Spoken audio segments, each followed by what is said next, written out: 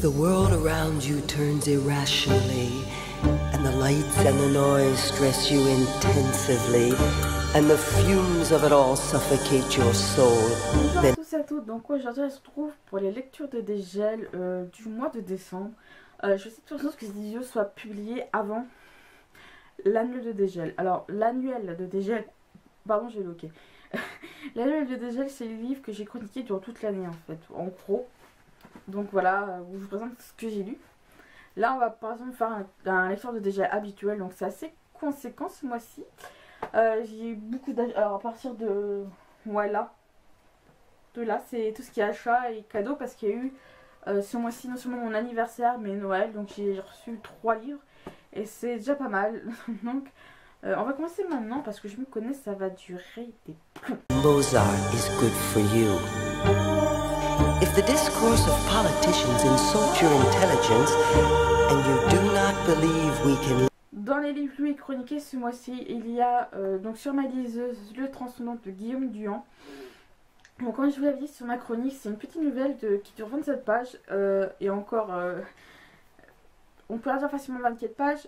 J'ai adoré, c'est très entraînant, mais j'aurais aimé des petites explications sur la fin pour bien comprendre parce que j'ai eu des questions en tête, mais je ne vais pas forcément vous dire ce que c'est pour pas vous spoiler si vous voulez lire justement cette courte nouvelle qui est au moment où je tourne cette vidéo toujours en format e-book, et je crois qu'elle est teinte.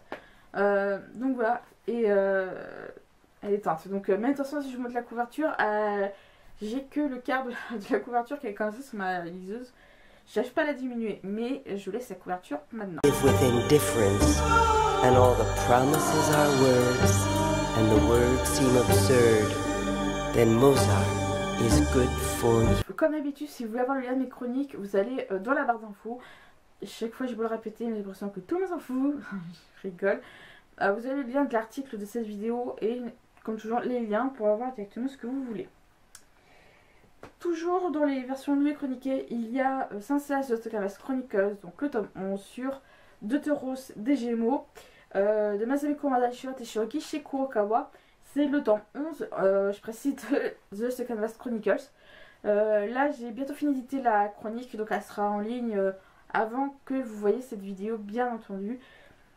Je ne m'attendais pas à ce qu'il fasse un tome sur Deutéros, pour être franche. Pour ceux qui connaissent l'univers The Lost Canvas, vous savez de quoi je parle. Sinon, sachez que je vous répète mille et une fois, vous n'êtes pas obligé d'avoir lu les 10 tomes précédents pour lire celui-ci. Pourquoi? Les tomes sont dépendants des uns des autres, parce que c'est qu'une histoire sur un chevalier d'or. Donc là, on n'est que sur Deutéros, et Deutéros n'apparaît pas dans les autres volumes, donc pour ceux qui veulent savoir.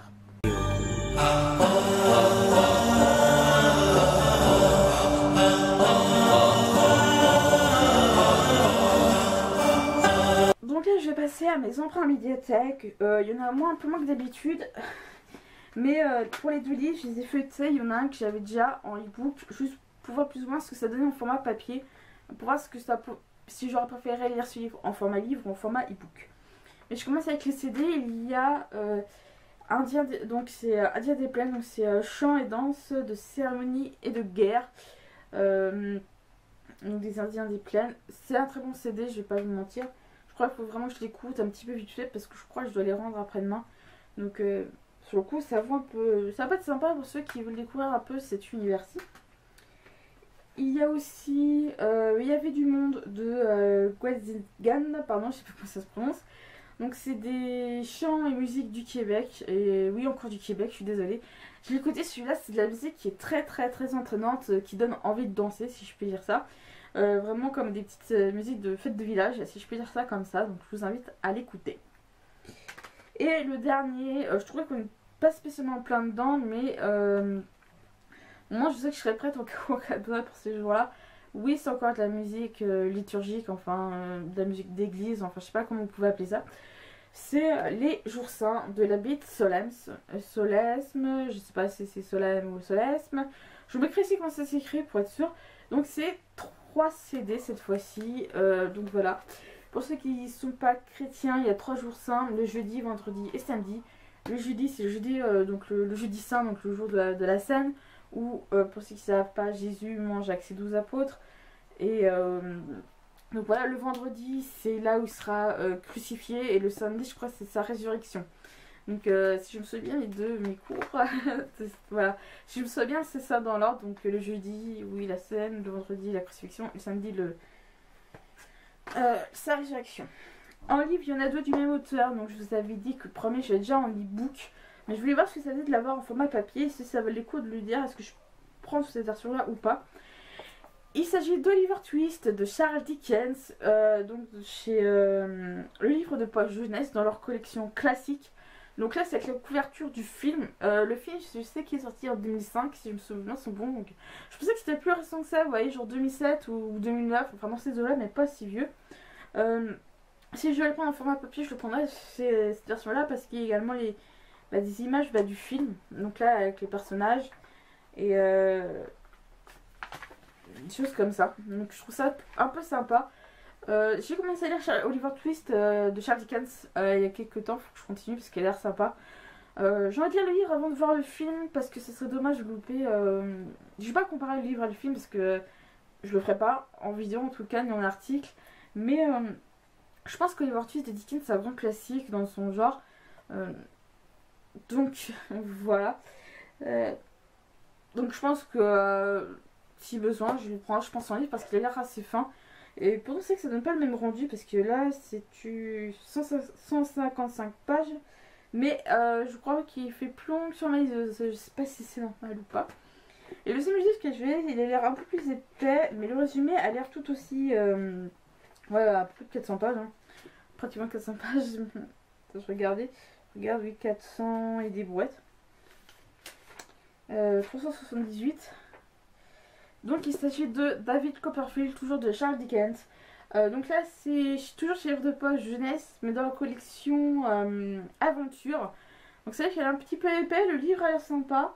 Enfin le résumé me tente, donc la vie de David Copperfield est sans histoire jusqu'au jour sa mère se remarie. Maltraité par son beau-père, envoyé en pension, David commence une lente descente aux enfers, travaille en Londres pour survivre et n'a plus qu'une idée en tête. S'enfuir, retrouver son bonheur perdu. Donc le livre a l'air sympa, je l'ai un peu feuilleté, ça donne envie. Donc je pense que c'est un livre qui pourrait être sympa à lire si jamais je devais l'acheter. Je vais voir si je vais essayer de me le trouver en format e-book parce que vu que je pense que les écrits de Dickens doivent être tombés dans le domaine public depuis des années maintenant parce que Dickens des années 1800, donc 1800. Donc je pense que je pourrais facilement le trouver. Donc voilà.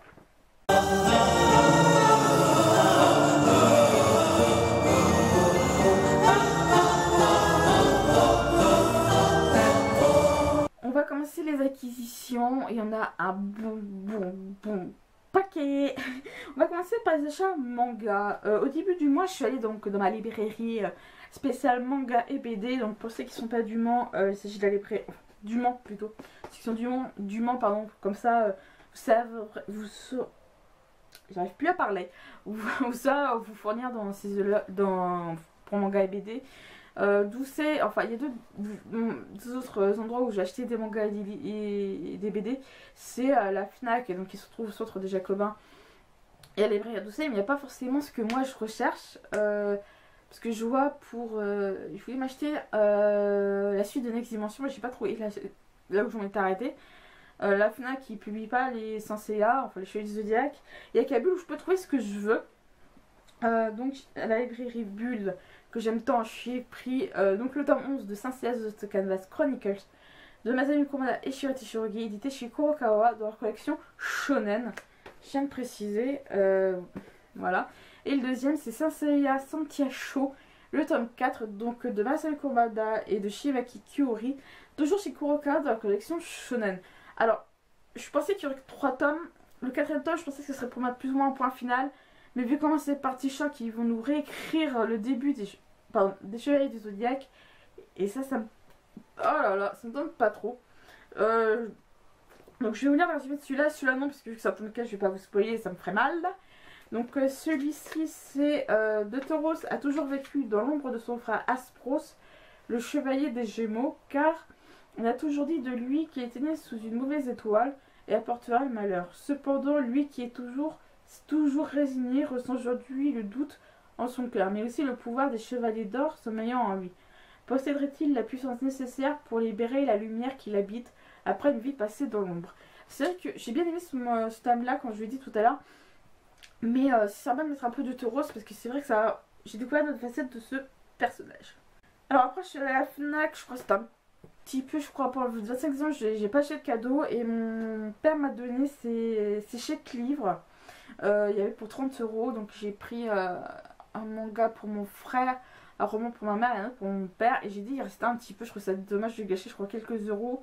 Vu que je suis adhérent FNAC, j'ai 5% sur mes achats, moi 5%.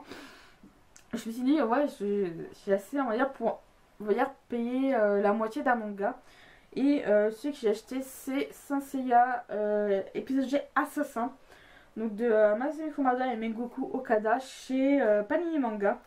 J'ai déjà acheté les tomes 0, 1 et 2 de Next-Dimension. Il y a tellement de versions de Saint Seiya que je suis perdue. Donc d'épisode G. Et là, c'est vrai qu'il est comme Next-Dimension, il est en couleur. Et par rapport. Donc c'est toujours les dessins sont toujours de Mengoku Okada. Et je trouve que le côté couleur fait vraiment ressortir les dessins. Parce que le noir et blanc, ça passe moyen. Je vous fais vite fait le rapport. Donc là c'est le tome 2 de Saint Seiya épisode G, donc le tout premier. Et quand on voit les dessins, on a du mal à. J'ai un peu de mal, voilà, on a du mal un peu à distinguer. Comme là, comment voulez-vous. Moi j'explique l'image là, comment voulez-vous distinguer quelque chose? Les dessins, je sais pas qu'ils sont moches, hein, je précise, mais les dessins avec le côté noir et blanc, ça rend pas si bien peut-être qu'on le voudrait. Et là, avec le côté couleur, on sent mieux par exemple les détails qui a été fait sur les armures. Et ça, j'aime beaucoup. Donc ça, c'est assez sympa. Je sais pas si je vais vous chroniquer cette série ou pas, dites-le moi en commentaire. Donc voilà. Il y a quelques temps, j'ai fait une commande sur la FNAC Marketplace. C'est un livre que j'avais voulu depuis un bon moment, qui est dans ma liste depuis un bon moment. Je l'ai reçu, on est le 31, je l'ai reçu hier, donc le mercredi 30 décembre.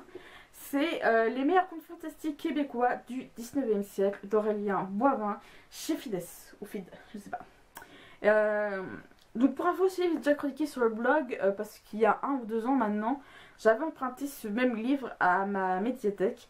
Je l'avais adoré. Et je voulais l'avoir dans ma bibliothèque pour le relire évidemment. Je suis passionnée par le Québec. Et c'est vraiment des contes qui sont assez sympas. Donc sur la couverture, il s'agit du conte, en tout cas d'une image qui représente le conte de la chasse-galerie. La chasse-galerie c'est le bateau, on l'appelle je crois le canot d'écorce si je me souviens bien. Mais c'est vraiment assez sympa, j'aime beaucoup, voilà. J'ai des post-it derrière pour pas chercher à comprendre, et ça donne plus ou moins ça. La chasse-galerie on prend. Donc c'est ce que je voulais parce que j'ai eu un souci avec une commande, mais je vous l'expliquer juste après pour vous parler d'une autre commande. Alors là, il faut que je vous parle parce que là actuellement j'ai fait, la vidéo se charge sur mon PC, j'ai tourné un unboxing il y a quelques temps, enfin la première partie c'était, je l'ai tourné en octobre quand même, hein, et là j'ai tourné le reste ce matin quand j'ai reçu celui-là. C'est donc Toula d'Assassin's Creed Syndicate. À la base, j'ai emprunté lui parce que lui je n'étais pas prête à l'avoir pendant un bon moment. Je vous la raconte vite fait parce que je crois que je sais plus si j'ai expliqué en détail pour ce livre. En fait, celui je l'ai commandé peu de temps après Assassin's Creed Underworld. Donc à la fin septembre je crois, début octobre. Pour l'avoir je crois mi-fin octobre. Donc je sais que je n'attendrai pas si longtemps que ça entre les deux. Sauf que la date a été repoussée. Jusqu'à que récemment, je vous ai mis une photo sur Instagram où je vous ai dit que ce livre, je l'aurais pas avant fin janvier 2016. Donc je me suis dit, en attendant, je vais commander celui-là. Je l'ai mis dans mon panier, je vais le prendre maintenant. Sauf que quand j'ai fait mes comptes et que j'ai vu qu'il manquait une certaine somme, j'ai dit un truc qui va pas. En fait, Fnac m'a, déduit le prix de ce livre-là. Et quand j'ai su que j'allais l'avoir maintenant, j'ai dit ça fait plaisir, ça m'étonne d'attendre fin janvier. Et mon compte en banque a souffert d'un coup quand même, parce que ça fait mal. Parce que je me suis dit, si je n'avais pas celui-là en décembre, je vais prendre celui-là maintenant. Et là, en comptant les deux, ça fait un peu mal. Hein. Vous allez me dire, avec tout ce que j'ai acheté, ça vaut pas plus le coup ça. Donc je suis vraiment fan de Assassin's Creed, pour ceux qui ne savent pas. J'ai déjà tout l'Assassin's Creed Unity. J'ai dit que je l'ai déjà avoir celui-là, c'est pas le cas. Je l'ai feuilleté, c'est vraiment sympa. J'aime beaucoup deux doubles pages qui sont celles de Jacob, enfin du personnage de Jacob. En tout cas comme ça, plus ou moins, où il donne une identité enfin, une petite description du personnage. Et pareil pour... Alors là, il y a des différentes tenues qui ont été faites pour Jacob. Il y a celle qui ont été en nu parce que... bonjour, catastrophe. Et celle, donc, Davy, la sœur jumelle de Jacob, c'est elle qui est née la première, pour ceux qui veulent savoir. Donc, voilà. Donc, c'est vrai que quand je vois le prix, je dis, ouais, heureusement que j'ai eu 5% en moins. Et la livraison gratuite. Donc, j'ai eu un peu de balle. Mais ça me saoulait un petit peu que quand même la date était repoussée sans cesse. Hein. Je pense que certains comprendront ma position.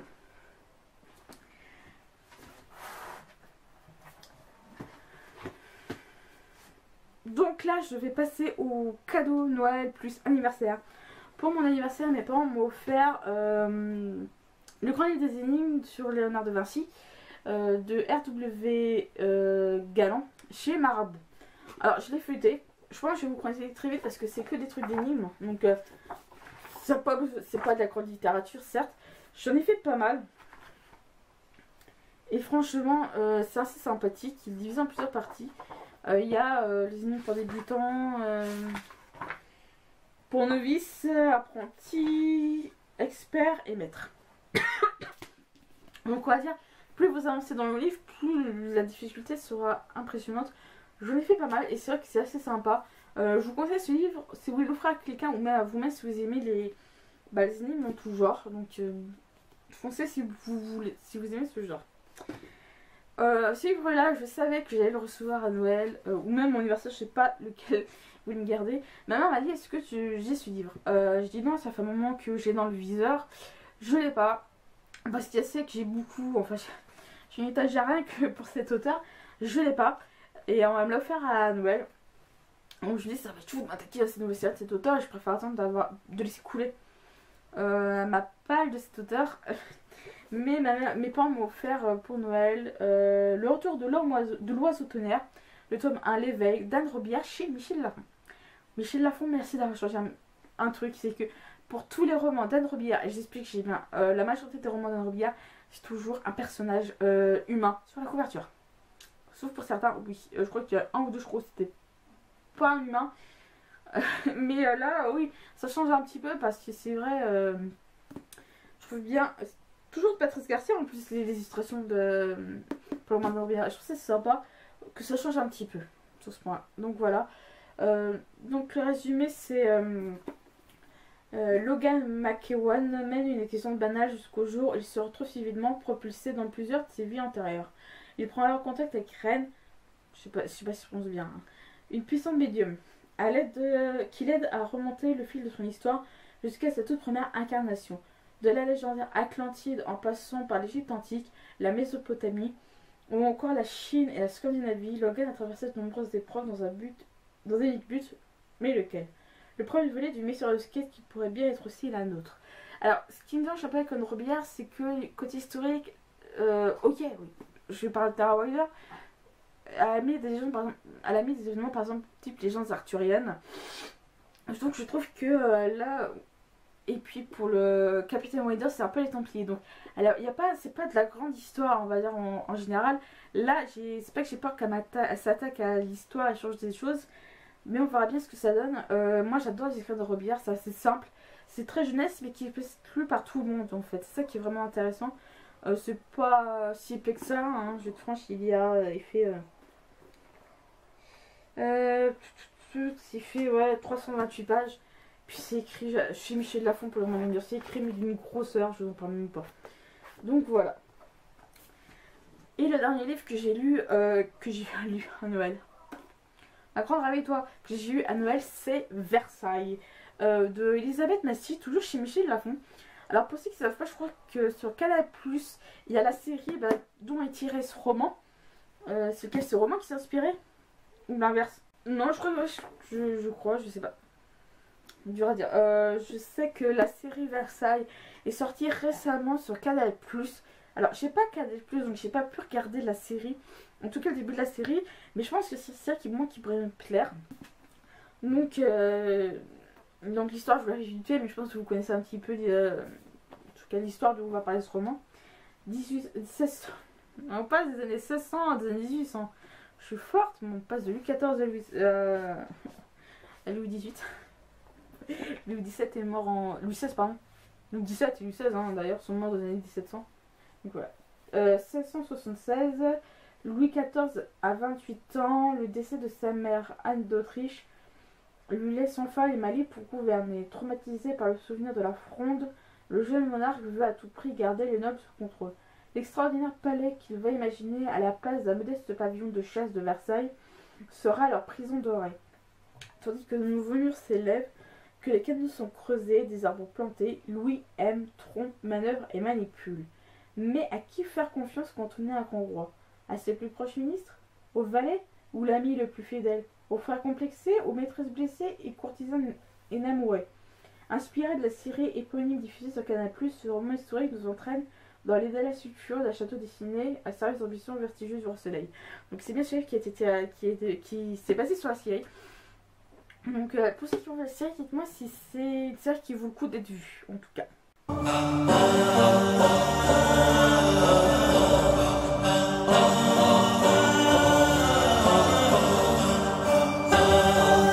Alors pour les livres que je vais faire ce mois-ci, comme vous avez pu voir, j'ai quasiment rien lu. Vous me direz oui, elle est faite tout ça, mais c'est sur ces séries que je lis même plus. Pratiquement, ça m'énerve. Donc il y a 2 livres que j'ai commencé, il faut que je les termine. Parce que c'est des livres qui me donnent vraiment, mais c'est ça. Et des livres qui me plaisent, j'ai pas envie de les finir. Je pense que tout le monde. Donc il y a Conte notre ton, pardon, Fantôme Spectre et Dame Blanche de Dominique Camus chez Ouest France. Assassin's Creed Otherworld de Oliver Borden chez Christian Mort. J'ai perdu mon marque-page. Oh la joie. J'ai même pas mis mise à jour sur les verdicts, donc je suis un peu paumée. Oh non, fait chier. Je me fais retrouver tout à l'heure. Et voilà. Donc tout l'art d'Assassin's Creed Syndicate et tout l'art d'Assassin's Creed Unity. Ouais, si je ne monte pas le bon sens en PRV. Assassin's Creed Unity. Donc les deux sont édités chez Hugin et Mumin. Je sais pas comment ça se prononce, c'est des qui sont assez épais. Mais je vous rassure, c'est des qui coûtent une fortune. On dirait pas, mais c'est. À 30 € le bouquin, non, on va pas se plaindre. Je les ai payé le même prix d'ailleurs en fait. Ouais, pratiquement 30 €. Quand je vous dis que mon compte en banque a morflé.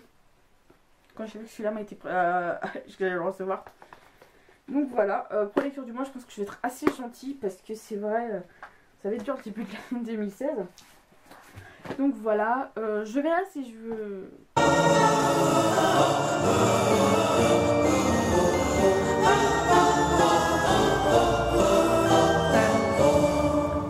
Ces lectures de DGL sont terminées, j'espère que vous auront plu. Je vais mettre cette vidéo là sur mon PC. Et après, je vous tourne juste après l'annuel de DGL. Je vais voir comment je vais faire. Je pense que les deux seront publiés. Aujourd'hui, je vais essayer de publier l'annuel de DGL, lecture de DGL. Et je pense au vendredi, enfin 1er janvier, je vais poster l'annuel. Parce que j'ai peur que oui, ça fait bizarre d'avoir 2 vidéos à la suite. Donc on verra bien ce que ça vous donne. Sur ce, je vous dis déjà bonne année, enfin bon réveillon. Et bonne année 2016 si vous voyez cette vidéo en 2016.